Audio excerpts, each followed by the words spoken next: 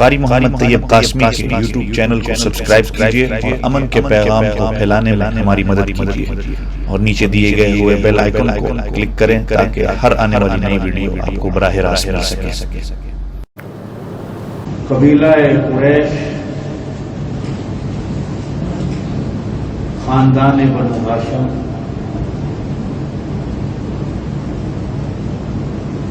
شہر مکہ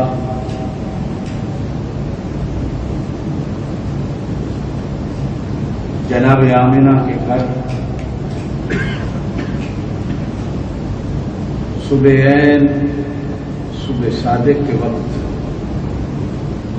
جناب نبی کریم علیہ السلام کی ولادت باصادق۔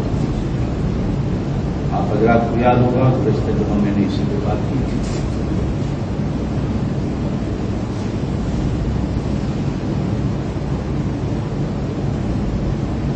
نبی پاک صلی اللہ علیہ وسلم کی آمد سے پہلے انہیں معجزات تو نہیں کہا جا سکتا، لیکن اسے نبوت کی آمد کی نوید اور خوشخبریاں کہا جا سکتا ہے۔ کچھ واقعات ایسے ہوئے جو نوید اور خوشخبری تھی اس چیز کی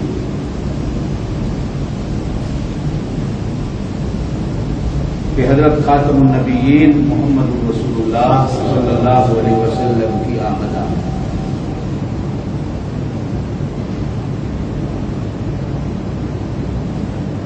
آپ حضرات نے سن رکھا ہوگا، پڑھا بھی ہوگا کہ جب حضرت اسماعیل علیہ السلام کے قدموں سے اللہ پاک نے زمزم کا پانی نکالا،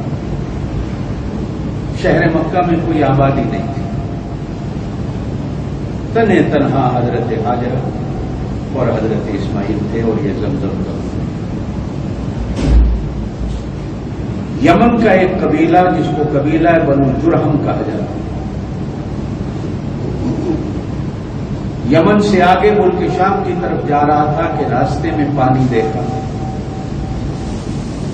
تو حضرت ہاجرہ کی اجازت سے انہوں نے کچھ دن کے لیے وہاں پڑاؤ ڈالا،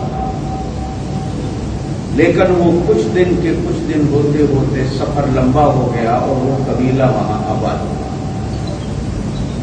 اسی قبیلے میں حضرت اسماعیل علیہ السلام کی شادی ہوئی، قبیلہ بنو جرہم۔ میں تفصیل میں نہیں جاؤں گا، حضرت اسماعیل کی 2 شادیاں ہوئی۔ پہلی شادی قبیلہ بنو جرہم میں، اس شادی کے سبب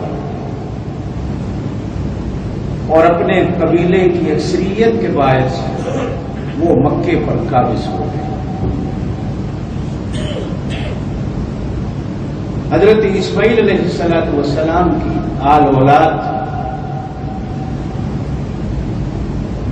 قبیلوں میں تقسیم ہو کر مکے سے دور چلی۔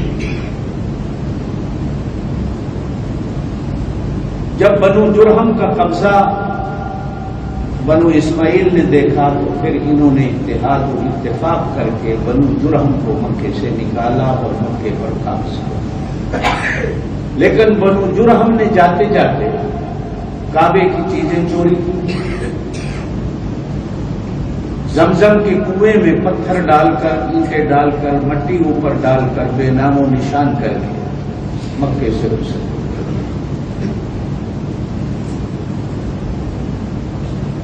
پھر ہواؤں اور گرد و غبار نے ایسا اثر کیا کہ زمزم کا بالکل نام و نشان ہی ختم ہو گیا۔ آپ صلی اللہ علیہ وسلم کے دادا، میں نے گزشتہ جمعہ آپ کو نام یاد کرائے تھے، مسلمان کو آپ صلی اللہ علیہ وسلم کے پردادا تک آپ کا شجرہ نسب جاننا ضروری ہے۔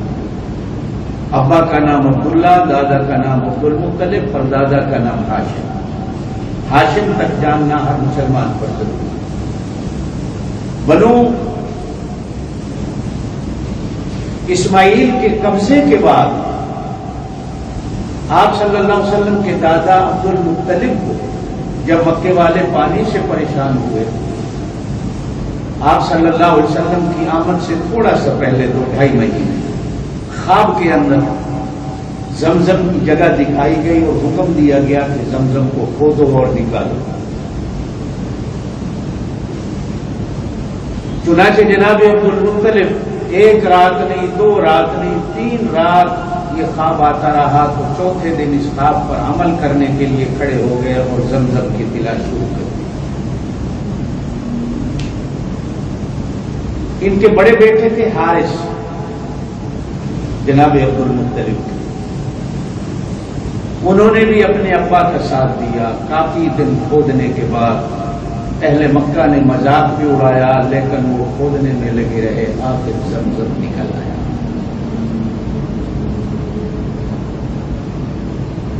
علماء نے لکھا ہے کہ یہ زمزم کا نکلنا آپ صلی اللہ علیہ وسلم کی پیدائش سے پہلے، اسے ہم معجزہ تو نہیں کہہ سکتے، لیکن حضور پاک صلی اللہ علیہ وسلم کی آمد کی خوشخبری دے سکتے کہ چونکہ کوثر بھی آپ کے قبضے میں ہوگا قیامت کے دن، تو کوثر کا اور ایک زمزم کا رشتہ ہے کہ قیامت کے دن کوثر کو پلانے والا اور اس دنیا میں زمزم کو تقسیم کرنے والا وہ نبی آنے والا. جب یہ کھدائی کر رہے تھے تو جناب عبد المطلب نے منت مانی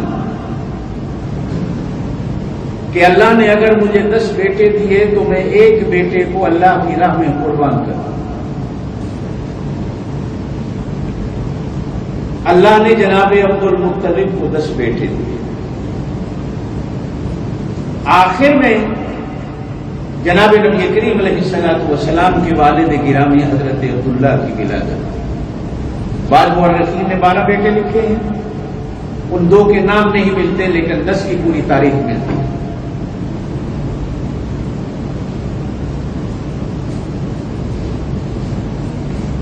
اب منت کو پورا کرنے کا وقت آیا تو انہوں نے بیٹوں کے نام پر قرہ ڈالا کہ جس بیٹے کا نام قرہ اندازی میں نکلے گا اس کو اللہ کی راہ میں قربان کرے. تو قرے میں جناب عبداللہ کا نام نکلا.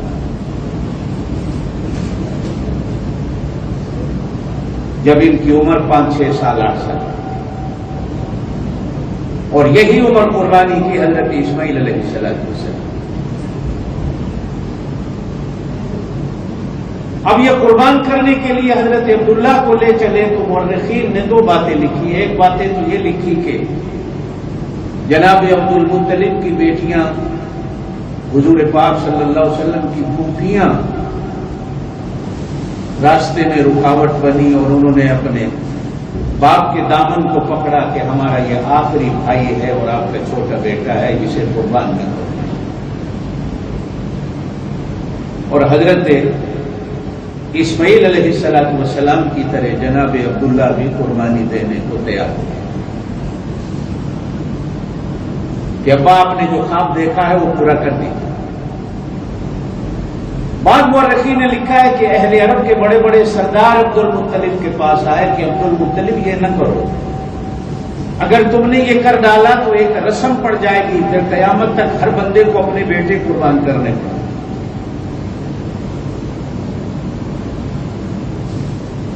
عرب کے سرداروں نے، بیٹیوں نے، کاہنوں نے، نجومیوں نے جناب عبد المطلب کو مشورہ دیا کہ اس زمانے میں ایک قتل کی دیت 10 اونٹ تھی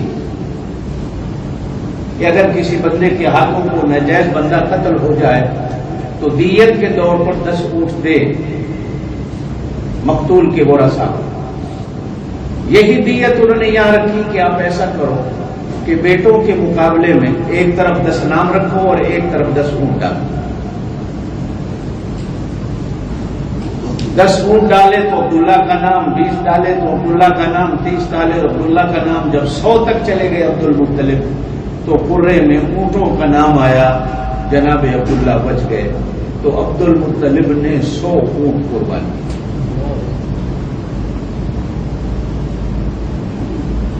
اس لیے کہ یہ بھی نبی پاک صلی اللہ علیہ وسلم کی آمد کا ایک خوشخبری تھی کہ اگر یہ قربان ہو جاتے جناب عبداللہ تو جناب نبی کریم علیہ السلام کی ولادت میں سعادت کہاں ہوتی. آپ کی ولادت با سعادت چونکہ اللہ نے کرنی یہاں تھی، اس لیے جناب عبداللہ کو اس قربانی سے بچا دیا۔ حضور پاک صلی اللہ علیہ وسلم اکثر فرمایا کرتے تھے کہ میں دو ذبح ہونے والے باپوں کا بیٹا ہوں، ایک اسماعیل تھے اور ایک میرے ابا عبداللہ تھے، وہ بھی قربان ہونے کو تیار ہوئے، یہ بھی قربان ہونے کو تیار ہوئے۔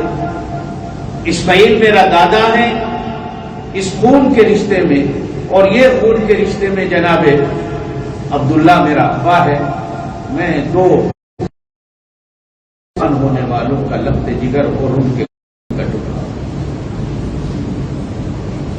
یہ بھی آپ صلی اللہ علیہ وسلم کی ولادت باسعادت کی خوشخبری ہے۔